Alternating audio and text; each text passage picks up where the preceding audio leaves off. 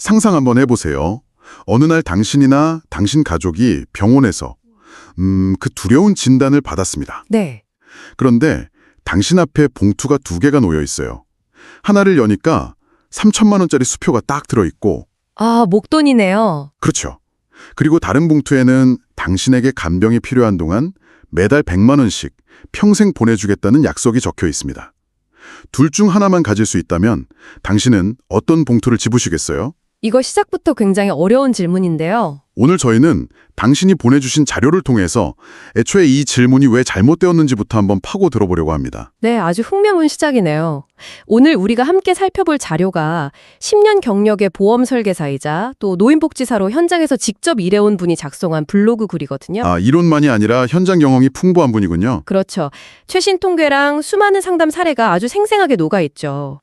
자료를 보면 2025년이면 우리나라 치매 환자가 100만 명을 넘고 1인당 평생 간병비는 2억 원에 육박한다고 합니다. 와, 2억 원이요? 네, 이건 더 이상 남의 이야기가 아니라는 뜻이잖아요.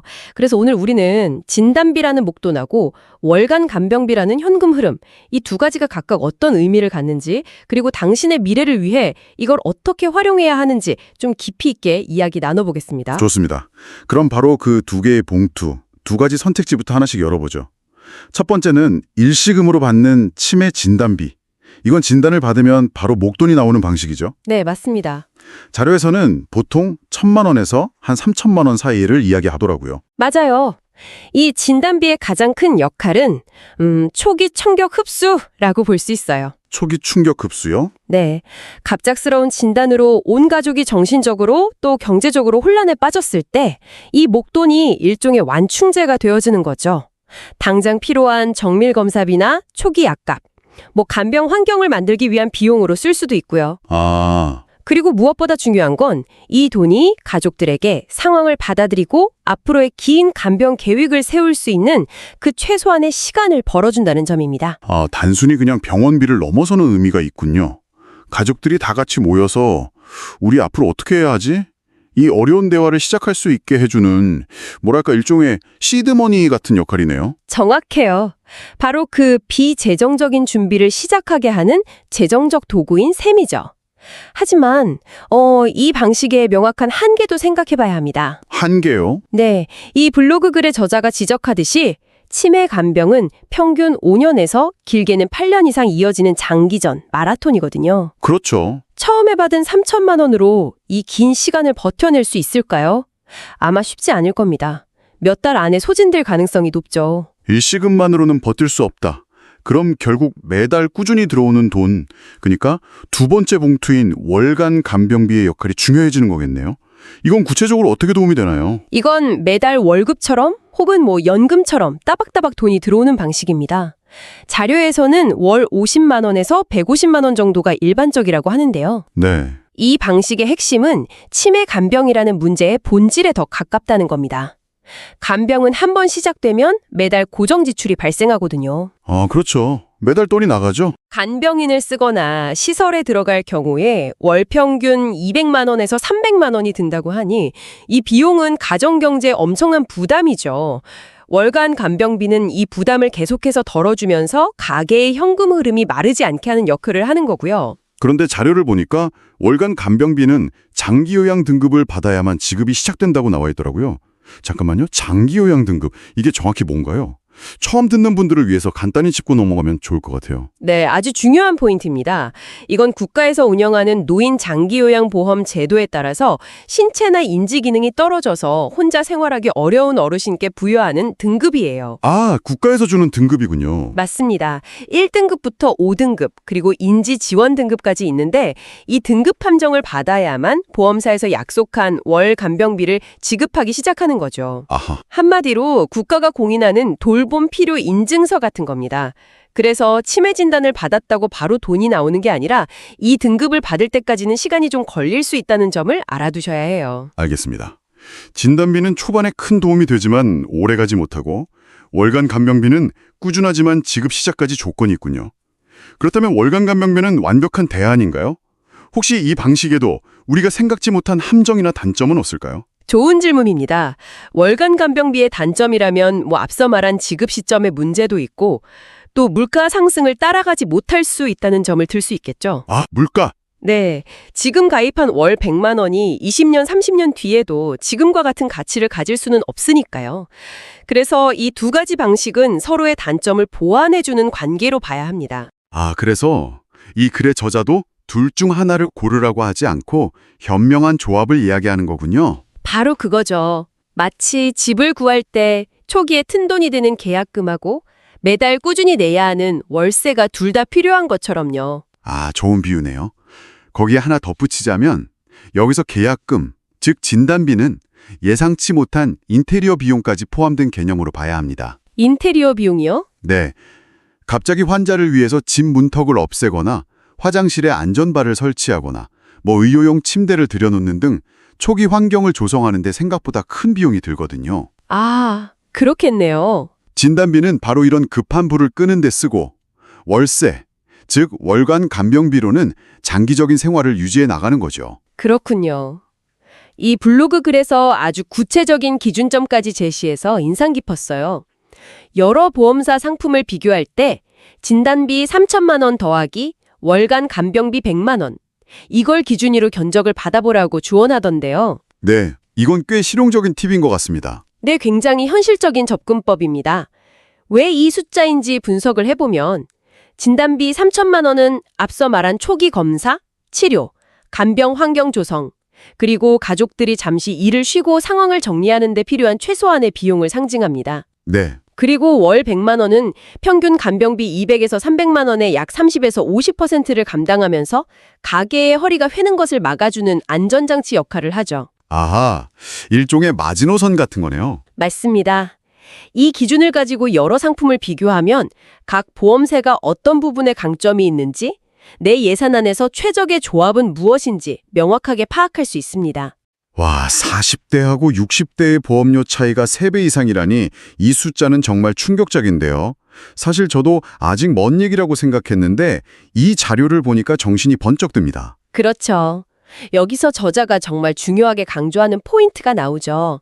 어떤 상품을 선택하는가 보다 언제 준비하는가가 훨씬 더 중요할 수 있다는 점이요. 맞습니다. 바로 이 타이밍의 문제가 사람들이 가장 흔하게 저지르는 첫 번째 실수, 즉 너무 늦게 가입하려는 실수와 직결됩니다. 아, 자료에 나온 60대 K씨의 사례를 한번 보죠.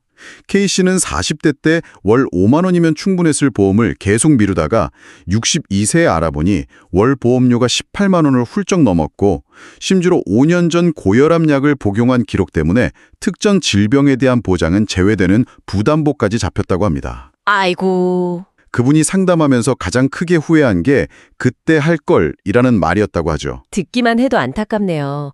결국 비용만의 문제가 아니라 가입 자체가 사라질 수도 있다는 거군요. 그렇습니다. 55세가 넘어가면 보험료가 급등하는 것은 물론이고 고혈압이나 당뇨 같은 흔한 만성질환 하나만 있어도 가입이 거절되거나 보장이 축소될 수 있습니다. 아, 젊고 건강할 때는 내가 상품을 선택하는 입장이지만 나이가 들고 병력이 생기면 보험사가 나를 선택하는 입장으로 바뀌는 거죠. 입장이 바뀌는 거네요. 네, 어떤 상품을 고를까 하는 행복한 고민은 내가 가입할 자격이 될 때만 유효한 겁니다. 그래서 저자가 지금이 가장 빠른 시점이라고 그토록 강조하는 거고요. 자, 그럼 마음이 급해져서 바로 비교 앱을 켜기 전에 저자가 실제 상담 사례를 들면서 경고하는 나머지 두 가지 실수도 꼭 짚고 넘어가야겠습니다. 이걸 모르고 섣불리 가입했다가 나중에 K씨처럼 후회할 수 있으니까요. 두 번째 실수는 뭔가요? 두 번째는 한 회사 상품만 보고 성급하게 결정하는 것입니다. 아, 이것도 많죠. 네. 특정 설계사의 말만 믿거나 TV 광고에서 본 상품 하나만 보고 이거다 하고 결정하는 경우인데요. 보험은 10년, 20년 이상 돈을 내야 하는 장기 금융 상품입니다. 신중해야죠. 그렇죠. 자료에서는 최소 3개 회사 비교를 필수로 꼽고 있습니다. 회사마다 보험료 산정 방식이나 보장의 강점이 다르거든요. 예를 들어 A사는 뇌혈관 질환 보장이 강하고 B사는 심장 질환 보장이 넓고 C사는 보험료가 저렴한 식이죠. 다 다르군요. 네, 앞서 말한 진단비 3천, 월 간병비 100이라는 기준을 넣고 여러 회사의 견적을 받아보는 것이 현명합니다. 그리고 마지막 세 번째 실수, 이건 정말 중요해 보입니다. 건강 상태를 정확히 알리지 않는 것. 아, 이건 정말 자료에 나온 사례가 아주 구체적이어서 섬뜩하더라고요. 5년 전에 우울증으로 잠깐 치료받았던 사실을 대수롭지 않게 생각하고 알리지 않았다가 나중에 보험금 지급이 거절된 사례를 언급하며 경고하고 있습니다. 네. 이 정도는 괜찮겠지 하는 생각이 나중에 발목을 잡을 수 있다는 거네요. 네. 이 고지 의무는 아무리 강조해도 지나치지 않습니다. 보험은 가입자와 보험사 간의 신뢰를 바탕으로 한 계약이에요. 계약이죠. 사소해 보이는 과거 병력, 예를 들어 고혈압, 당뇨, 디스크, 심지어 우울증 치료 기록이라도 누락하면 정작 가장 필요할 때 보잘을 받지 못하는 최악의 상황이 생길 수 있습니다. 아, 그래서 자료에서도 담당 설계사와 상의는 필수라는 조언을 덧붙이고 있죠. 가입 전에 최근 3년간의 건강검진 기록, 이나 복용정인 약을 미리 정리해두고 전문가와 함께 고지사항을 하나하나 꼼꼼하게 체크하는 과정이 반드시 필요해요. 오늘 당신이 보내주신 자료를 통해 나눈 이야기들을 정리해 볼 시간이네요. 치매 간병에 대비하는 최적의 전략은 진단비냐 월간 간병비냐 이 양자택일의 문제가 아니었습니다. 네, 아니었죠. 초기 충격에 대비하는 목돈, 즉 진단비와 길고 긴 간병의 시간을 버티게 해주는 꾸준한 현금 흐름, 월간 간병비를 현명하게 조합하는 것이 핵심이었네요. 그리고 이 모든 결정에 있어 가장 중요한 변수는 바로 시간이라는 점을 다시 한번 확인했습니다. 맞아요, 시간. 이 글의 저자가 강조하듯 40대와 50대 초반이 저렴한 보험료로 폭넓은 보장을 확보할 수 있는 골든 윈도우인 셈이죠. 사실 돈의 문제는 결국 누가 돌볼 것인가의 문제와 직결됩니다. 가족 중 한 명이 간병을 위해 직장을 그만둔다면 그 기회비용은 월 300만 원보다 훨씬 클 수 있거든요. 보험은 바로 그 기회비용을 막아주는 최소한의 사회적 안전장치인 셈입니다. 10년 경력의 전문가인 저자가 글의 마지막에 남긴 문장이 마음에 오래 남습니다. 오늘이 가장 빠른 가입일입니다. 여기에 한 가지 생각할 거리를 덧붙여 드리고 싶습니다. 네, 말씀해 주세요. 오늘 우리가 나눈 이야기는 간병에 대한 재정적 준비에 초점이 맞춰져 있었죠. 그렇죠. 그렇다면 오늘 우리가 계속 힌트를 얻었던 비재정적 준비는 어떨까요? 어쩌면 보험 설계를 알아보고 여러 상품을 비교하는 바로 이 과정이 당신의 가족과 함께 미래에 어떤 돌봄을 원하는지, 그 돌봄은 어디서 이루어지면 좋을지, 만약의 경우 누가 주도적으로 결정할지에 대해 구체적인 대화를 시작할 가장 좋은 기회일지도 모릅니다.